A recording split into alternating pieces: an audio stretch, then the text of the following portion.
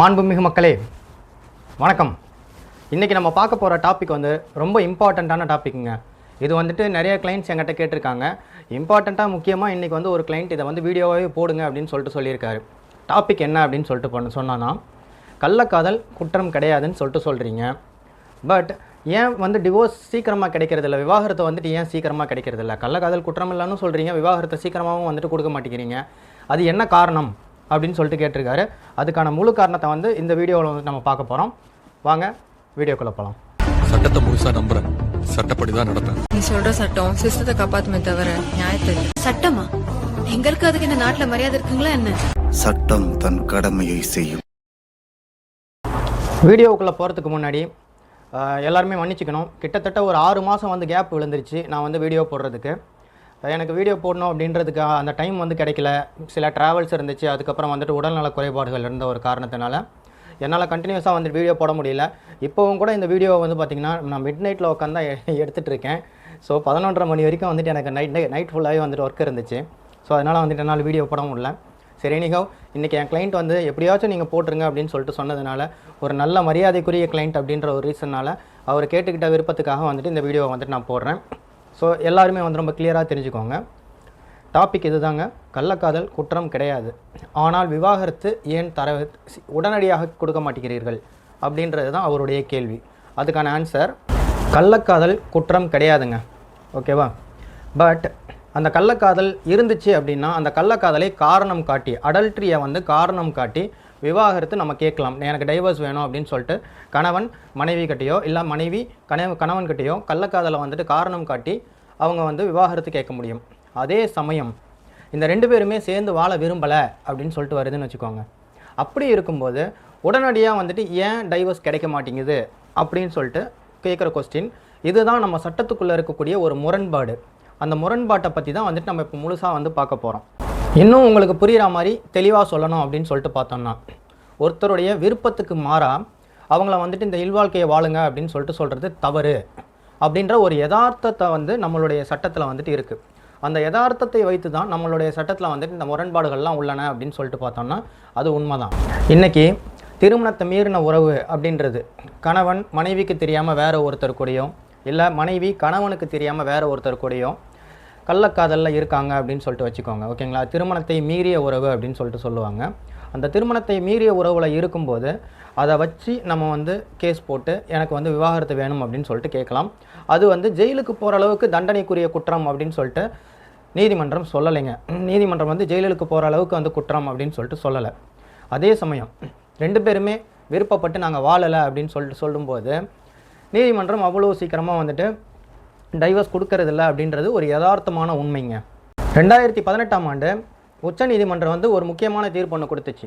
அதாவது திருமணத்தை மீறிய உறவு அப்படின்றது குற்றவியல் நடைமுறை சட்டப்படி அது வந்து சிறை தண்டனை கொடுக்கக்கூடிய அளவுக்கு பெரிய குற்றமில்லை அப்படின்னு சொல்லிட்டு மாற்றப்பட்டது. அதே மாதிரி ஒரு ஆண் யார் கூட பழகிறாரு, ஒரு பெண் யார் கூட பழகிறாங்க அப்படின்றது அவங்களுடைய விருப்பம். இதை தனிமனித சுதந்திரம் அப்படின்னு சொல்லிட்டு சொல்லியிருக்காங்க. ஸோ அவங்க யார் கூட பழகிறாங்க அப்படின்றத அவங்களே டிசைட் பண்ணிக்கலாம் அப்படின்னு சொல்லிட்டு இது பண்ணியிருக்காங்க. ஒருவேளை அப்படி பழகியிருக்காங்க அப்படின்னாக்கா இதுக்குள்ளே சட்டமும் போலீஸும் நுழைந்து தண்டனை கொடுக்கக்கூடாது அப்படின்னு சொல்லிட்டு சொல்லியிருக்காங்க. உடனே என்னடா உச்சநீதிமன்றம் இந்த மாதிரி தீர்ப்பு கொண்டாந்துருச்சு அப்படின்னு சொல்லிட்டு நினைக்காதீங்க. இதுக்கு முன்னாடி 2018க்கு முன்னாடி சட்டம் எப்படி தெரியுமா இருந்துச்சு? ஒரு பெண் திருமணத்தை மீறிய தகாத உறவில் இருந்தாங்க அப்படின்னா அந்த பெண்ணுடைய கணவன் அந்த பெண் மேலே வந்துட்டு வழக்கு தொடுக்கலாம். ஆனால் ஒரு ஆண் திருமணத்தை மீறிய உறவில் இருக்கிறாரு அப்படின்னாக்கா அந்த பெண் அந்த ஆண் மேலே வழக்கு தொடுக்க முடியாது அப்படின்னு சொல்லிட்டு இருந்துச்சு. 2 பேருமே சரிசமமாக இருக்கணும் அப்படின்றதுக்காக தான் 2018 இந்த மாற்றம் கொண்டு வரப்பட்டது. அதுதான் உச்சநீதிமன்றம் நினச்சது. அதை ஒழிக்கிறதுக்காக மட்டும்தான் இந்த சட்டத்தை வந்து கொண்டாந்துச்சு. அதுக்காக எல்லாரும் வந்து உடனே வந்து பார்த்திங்கனாக்கா உச்சநீதிமன்றம் தப்பாக வந்து தீர்ப்பு சொல்லிருச்சு, கள்ளக்காதலை நல்லது அப்படின்னு சொல்லிட்டு சொல்லிருச்சு அப்படின்னு நினைக்காதீங்க. கள்ளக்காதலை நல்லதுன்னு சொல்லிட்டு உச்சநீதிமன்றம் ஆதரிக்கவில்லை. அதுக்காக இது வந்து பார்த்திங்கன்னா சிறையில் கொண்டு போய் சேர்க்குற அளவுக்கு ஒரு பெரிய குற்றமும் இல்லை அப்படின்னு சொல்லிட்டு மட்டும்தான் சொல்லியிருக்கு. அது மட்டும் இல்லைங்க, உச்சநீதிமன்றம் வேறு ஒன்று சொல்லியிருக்கு. என்ன அப்படின்னு சொல்லிட்டு பார்த்தோன்னா, இது வந்து முறைப்படி விவாகரத்து பெற வேண்டிய ஒரு பிரச்சனை. அதே மாதிரியே கணவனும் மனைவியும் சேர்ந்து உட்காந்து வீட்டில் பேசி முடிச்சிட்டாங்க அப்படின்னாலே வந்துட்டு அது முடிஞ்சு போயிடும். அதனால இது வந்து குற்ற நடைமுறை சட்டத்துக்கு கீழே தண்டனை கொடுக்கக்கூடிய விஷயம் இல்லை அப்படின்னு சொல்லிட்டு சொல்லியிருக்காங்க. சரி, இப்போ கள்ளக்காதல் அப்படின்றது என்னதுன்னு சொல்லிட்டு நம்ம பார்த்துட்டோம். அடுத்து நம்ம என்ன பார்க்க போகிறோம்? சரி, 2 பேரும் சேர்ந்து வந்துட்டு வாழலன்னு சொல்லிட்டு விருப்பப்பட்டால் கூட ஏன் அவங்களுக்கு உடனடியாக வந்து விவாகரத்து கிடைக்கிறதில்ல அப்படின்றத வந்துட்டு நெக்ஸ்ட்டு பார்க்க போகிறோம். விவாகரத்து வாங்கி பிரிய நினைக்கிறவங்கள உடனே சட்டம் வந்து பார்த்திங்கன்னா பிரித்து வைக்க மாட்டாங்க. அதே மாதிரியே நாங்கள் 2 பேரும் விருப்பப்பட்டு தானே பிரியறோம், நாங்கள் 2 பேரும் பேசி வச்சுக்கிட்டோம், நாங்கள் மியூச்சுவலாக வந்துட்டு போகிறோம், விருப்பப்பட்டு தானே பிரியறோம், நீங்கள் ஏன் வந்துட்டு எங்களுக்கு இன்னும் டைம் கொடுக்குறீங்க, எங்களை சீக்கிரமாக வந்து பிரித்து வைங்க அப்படின்னு சொல்லிட்டு கேட்டாலோ, இல்லைன்னா என்னுடைய கணவனை பிடிக்காமல் வந்துட்டு நான் பிரியறேன்னு சொல்லிட்டு கண்டஸ்டட் போடுறாங்க, இல்லை என் மனைவியை பிடிக்கலை அப்படின்னு சொல்லிட்டு கணவன் வந்து கண்டஸ்டட் போடுறாங்க அப்படிங்கும்போது கூட கோர்ட்டு வந்து உடனடியாக வந்துட்டு அவங்கள 2 பேரையும் பிரித்து வைக்கிறதில்ல. இந்த கொஸ்டின் வந்து நிறைய பேருக்கு இருக்குது ஏன் அப்படின்னு சொல்லிட்டு. அந்த கொஸ்டினுக்கான ஆன்சர் வந்து திருமணம் அப்படின்றது இந்தியாவை பொறுத்த வரைக்கும் அதாவது ஒப்பந்தம் கிடையாது, சரிங்களா? இது ஒரு கான்ட்ராக்டோ அக்ரிமெண்ட்டோ கிடையாது. இதே நீங்கள் வெளிநாட்டுக்கு போய் பாருங்கள், அவங்க வந்து ஒரு கான்ட்ராக்ட் மாதிரி போட்டுட்டு பிடிக்கலை அப்படின்னாக்கா உடனடியாக வந்துட்டு பிரிஞ்சிருவாங்க. ஸோ அந்த ஒப்பந்தம் இங்கே கிடையாது, ஓகேங்களா? இது வந்து வாழ்க்கைக்கான பந்தம் அப்படின்னு சொல்லிட்டு நீதிமன்றம் சொல்லுது. இந்த வாழ்க்கைக்கான பந்தத்தில் நம்ம நினச்ச உடனே வந்துட்டு பிரிய முடியாது. நமக்கு எப்போவுமே ஒருவனுக்கு ஒருத்தி அப்படின்ற ஒரு ஃபார்முலா இருக்குது. அதை தான் வந்துட்டு நீதிமன்றம் கருத்தில் வச்சுக்கும் எப்போவுமே. குடும்பங்கிறது ஒரு சமுதாயத்துடைய அஸ்திவாரம் அப்படின்னு சொல்லிட்டு நீதிமன்றம் நினைக்குதுங்க. அப்பப்போ நடக்கக்கூடிய சின்ன சின்ன சண்டையினாலேயோ திடீர்னு வர்ற ஒரு கோபத்தினாலேயோ குடும்பம் பிரிஞ்சு போயிடுச்சு அப்படின்னு சொல்லிட்டு பார்த்தோன்னா அதில் அஃபெக்ட் ஆகிறது யார் அப்படின்னு சொல்லிட்டு பார்த்தோன்னா குழந்தைகள் தான். 2 பேரும் சந்தோஷமாக இருக்கும்போது பெற்றுக்கிட்ட குழந்தைகள் தான். நீங்கள் 2 பேரும் பிரிஞ்சு போயிட்டீங்க அப்படின்னா அந்த குழந்தைகளுடைய வாழ்க்கை என்னாகும், படிப்பு என்னாகும், அவங்களுடைய மனநிலை எப்படி இருக்கும் அப்படின்றதையெல்லாம் நீதிமன்றம் வந்து கருத்தில் வந்துட்டு எப்போவுமே எடுத்துக்கோங்க. அதே மாதிரி குழந்தைகளுடைய வாழ்வாதாரத்துக்கு யார் பணம் கொடுக்கறது அப்படின்றதெல்லாம் வந்துட்டு விசாரணையில் தெரிய வரும். அதுக்காக வந்துட்டு ஒரு டைம் வந்து எடுத்துக்கும்.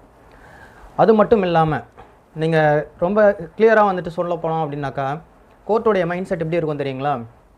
சரி, கோர்ட்டு வரைக்கும் வந்துட்டீங்க, ஒரு 6 மாத காலம் வந்துட்டு நீங்கள் வெயிட் பண்ணுங்கள், 6 மாத காலம் வெயிட் பண்ணி பாருங்கள், நீங்கள் சேரலை அப்படின்னோன்னாக்கா அதுக்கப்புறமா ட்ரையலுக்கு கொண்டு போயிடலாம் அப்படின்ற ஒரு மைண்ட் செட் இருக்கும். 6 மாதம் வந்து அவகாசம் கொடுப்பாங்க. இந்த 6 மாதம் கேப்புக்குள்ளே இந்த கேப்பில் எத்தனையோ குடும்பங்கள் ஒன்று சேர்ந்துருக்காங்க. ஒன்று உறவினர் மூலமாகவோ இல்லைன்னாக்கா உடல் ரீதியாகவோ இல்லைன்னா உள்ள ரீதியாகவோ எத்தனையோ பேர் ஒன்று சேர்ந்துருக்காங்க. அப்படி குழந்தைகளை காப்பாற்றுறதுக்கு நீங்கள் 2 பேரும் ஒன்று சேர்ந்துட மாட்டாங்களா அப்படின்னு சொல்லிட்டு கோர்ட்டு வந்துட்டு டிசைட் பண்ணும், கோர்ட்டு திங்க் பண்ணும். அதுவும் இல்லாமல் உங்களை வந்து பார்த்திங்கன்னா மீடியேஷன் சென்டர் அனுப்புவாங்க. மீடியேஷன் சென்டர் அனுப்பும்போதும் எத்தனையோ பேர் சேர்ந்து வாழ்ந்துருக்காங்க. மீடியேஷன் மூலமாக சமரச தீர்வு வந்துட்டு பண்ணி வைக்கும்போது எத்தனையோ பேர் சேர்ந்து வாழ்ந்துருக்காங்க. அதுலேயும் விருப்பமில்லாதவர்களோடது தான் ட்ரையலில் வந்து அவங்க தான் பிரிஞ்சு போகிறாங்க. அதே மாதிரியே இந்த தாமதத்தினால வந்துட்டு வர்ற பக்க விளைவுகள் அப்படின்னு சொல்லிட்டு சில விஷயம் இருக்குது. அதையும் இப்போ பார்ப்போம். நம்ம அந்த பக்க விளைவுகள் என்ன அப்படின்னு சொல்லிட்டு பார்த்தோம் அப்படின்னா, நமக்கு பிடிக்காத ஒரு நரகமான வாழ்க்கையை வந்துட்டு நம்ம வாழ்கிறத விட, ஏன்னா அவங்க 2 பேருக்குமே பிடிக்கல அப்படிங்கும்போது அந்த நரக வாழ்க்கையை வாழ்கிறத விட நம்ம பேசாமல் செத்தே போயிடலாம் அப்படின்னு சொல்லிட்டு இது பண்ணுவாங்க. வீட்டில் அடிக்கடி வந்து பார்த்திங்கனாக்கா சண்டை சச்சரவுகள் வரும், அடிக்கடி கோவப்படுவாங்க. ஏன் பெருசாலாம் எடுத்துக்க வேணாம், சில தற்கொலைகள் சில கொலைகள் நடந்த எவ்வளவோ காரணங்கள்லாம் இருக்குது. ஸோ இதெல்லாம் வந்துட்டு பக்க விளைவுகள் அப்படின்னு சொல்லிட்டு கோர்ட் நினைக்குது.